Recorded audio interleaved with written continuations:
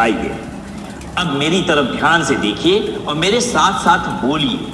How to compute income from house property. Number 1 हम compute करेंगे GAV. कैसे compute होगा ये तो बाद में सीखेंगे। जीएवी के आगे का कार्यक्रम उनको आता है। जीएवी लेस करेंगे उसमें से म्युनिसिपल टैक्सेस। म्युनिसिपल टैक्सेस का मतलब क्या होता है?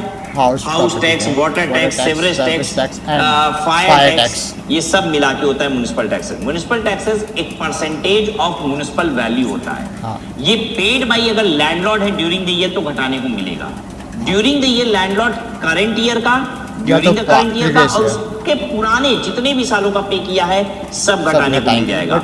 अगर फ्यूचर वाले ईयर्स का पेमेंट किया है तो वो घटाने को नहीं मिलेगा। घटाने के बाद जो आएगा उसे कहा जाता है एनएवी। एक बात और ध्यान रखने वाली थी कि अगर टेनेंट ने पे किया है म्युनिसिपल टैक्सेस तो घटाने को नहीं मिलेगा क्योंकि इनकम हम लैंडलॉर्ड की निकाल रहे हैं। घटाने के बाद आएगा एनएवी। एनएवी में से 30% एनएवी का स्टैंडर्ड डिडक्शन मिल जाएगा।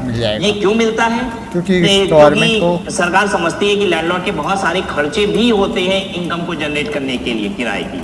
ठीक है, मकान का रिपेयर मेंटेनेंस होता है, किराए की वसूली होती है, ये सब में खर्चे लगते हैं, वो सब घटाने के लिए मिल जाता है। उसी के लिए खर्चा घटाने को मिलता है 30%। इसके बाद अगर उस मकान को खरीदने के लिए या फिर बनवाने के लिए या फिर रिपेयर एंड मेंटेनेंस कराने के लिए, मकान खरीदने के लिए, मकान बनवाने के लिए या फिर उस पर रिपेयर एंड मेंटेनेंस कराने के लिए अगर कोई हमने कर्ज लिया है तो उस पर जो ब्याज हमने पे किया है वो भी हमें घटाने को मिल जाएगा। ये घटाने के बाद आएगा income from house property. Right? Yes sir.